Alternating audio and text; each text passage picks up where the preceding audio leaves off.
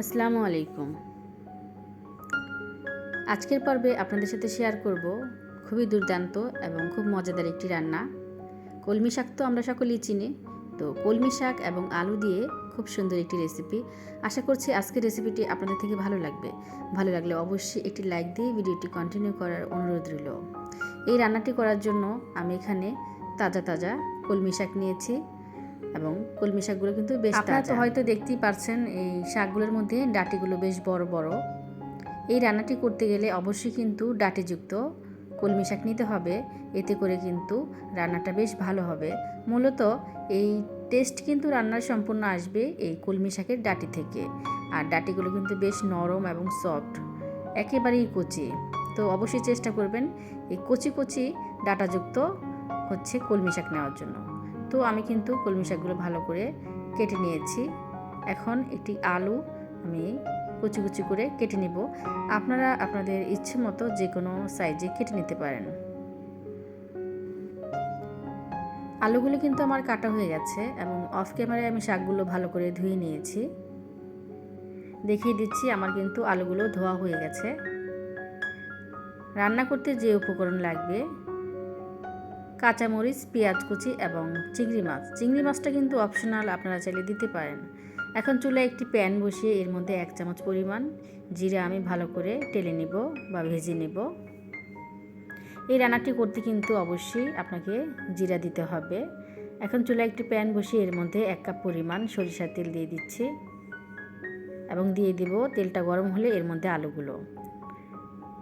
এই রান্নাটি করলে অবশ্যই সরিষার তেল ইউজ করবেন, এতে করে কিন্তু রান্নার ইউনিক একটি টেস্ট আসবে।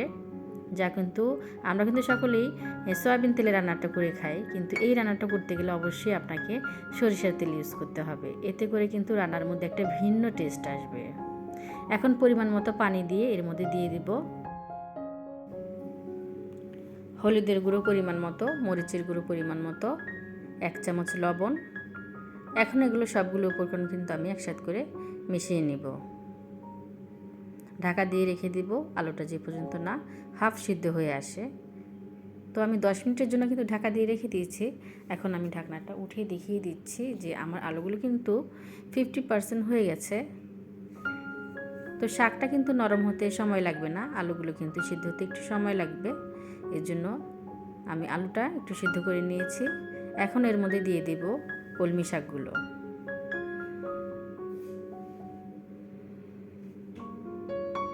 আলতো হাতেই কিন্তু আমি শাকগুলো দিয়ে দিচ্ছি এবং রান্নাটা কিন্তু আমি আলতো হাতেই নেড়েচেড়ে করে নেব।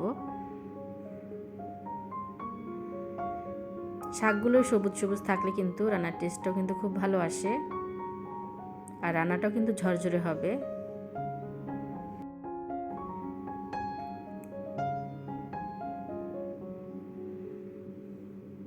মশলাগুলোর সাথে শাকগুলো কিন্তু ভালো করে মিশিয়ে নিতে হবে, খুব আলতো হাতে আর কাজটি করে নিতে হবে।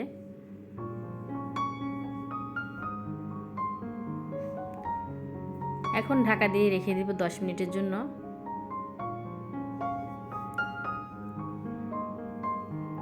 10 মিনিট পর ফিরে আসছি। আমার রান্নাটা কিন্তু প্রায় হয়ে গেছে। এখন আমি এগুলোকে একটা বাটির মধ্যে তুলে রেখে তারপর কিন্তু আরেকবার কিন্তু ফোড়ন দিয়ে আমি রান্নাটা করে নেব। সাধারণত এমনি রান্না করতে গেলে আমরা কিন্তু একবারই মশলা কষিয়ে রান্নাটা কমপ্লিট করে নেই। আর এটা যেহেতু একটু ভিন্ন রকম রান্না, তো এইটা করার জন্য কিন্তু আমার দ্বিতীয়বার আবার তেল ইউজ করতে হবে। তো এখানে আমি পরিমাণ মতো সরিষার তেল দিয়ে দিলাম। এখন দিয়ে দেব চিংড়ি মাছগুলো। তো আমি চিংড়ি মাছ নিয়েছি, আপনারা কিন্তু চাইলে এটা স্কিপও করতে পারেন। চিংড়ি মাছগুলো হালকা ভেজে এর মধ্যে দিয়ে দেব পেঁয়াজ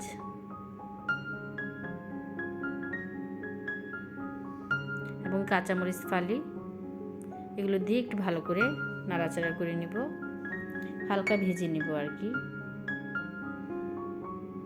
ইদানিং দেখছি এই রান্নাটা খুবই সকলেই কিন্তু পছন্দ করছে, তাই আমিও করে ফেললাম এবং করে দেখলাম হ্যাঁ আসলে এর টেস্ট কিন্তু খুবই ভালো আসে, তাই আপনাদের সাথেও শেয়ার করলাম। এখন দিয়ে দিলাম পরিমাণ মতো লবণ। যেহেতু আমি একবার লবণ ইউজ করেছি তাই কিন্তু লবণের পরিমাণটা বুঝে শুনে দিতে হবে। আমার কিন্তু মশলার সাথে মাছগুলো কষানো হয়ে গেছে। এখন আমি এর মধ্যে অ্যাড করে দিব জিরার গুঁড়ো। তো জিরার গুঁড়োটা কিন্তু অবশ্যই দিতে হবে, এতে করে কিন্তু রান্নাটা খেতে ভীষণ ভালো লাগবে। এর আগেও কিন্তু আমি এই কথাটা বলেছিলাম। তো অনেকেই কিন্তু জিরা গুঁড়ো খেতে পছন্দ করে না, সেক্ষেত্রে কিন্তু অল্প পরিমাণ কালো জিরা কিংবা ধনিয়া গুঁড়ো কিন্তু অ্যাড করে নিতে পারেন। জিরার ফোড়নটা দেওয়ার পর এখন এগুলোকে হালকা করে ভেজে তারপর এর মধ্যে দিয়ে দিব শাকগুলো। দেখুন আমার রান্নাটা কিন্তু খুবই ঝরঝরে দেখাচ্ছে। এই রান্নাটা কিন্তু এরকমই ঝরঝরে হবে, এতে করে কিন্তু খুবই টেস্টি হবে রান্নাটা।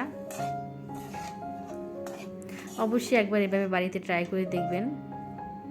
আর আমার কথার মাঝে যদি কোনো ভুল ত্রুটি হয়ে থাকে অবশ্যই ক্ষমা দৃষ্টিতে দেখবেন। এতটা সময় ধরে যে সকল আপু ভাইয়েরা আছেন, ছোট্ট একটি লাইক, সেই সঙ্গে আমার চ্যানেলটি সাবস্ক্রাইব করতে ভুলে গেছেন, প্লিজ ছোট্ট একটি লাইক করে চ্যানেলটির পাশে থাকার অনুরোধ রইল। তো এমনই নিত্য নতুন ঘরোয়া পরিবেশের ঘরোয়া রান্নাবান্না কিন্তু আমার চ্যানেলে আমি আপলোড করে থাকি। আপনারা চাইলে কিন্তু একবার ভিজিট করে দেখতে পারেন। এখন আমি ঢাকা দিয়ে রেখে দেব, ফিরে আসবো রান্না কমপ্লিট হওয়ার পর। তো এই তো আমার রান্নাটা কমপ্লিট হয়ে গেছে। আমি আপনাদের সাথে ডেকোরেশন করে দেখিয়ে দিচ্ছি রান্নাটার ফাইনাল লুক। কী বলবো, খেতে কিন্তু খুবই টেস্টি এবং ইউনিক একটি রান্না।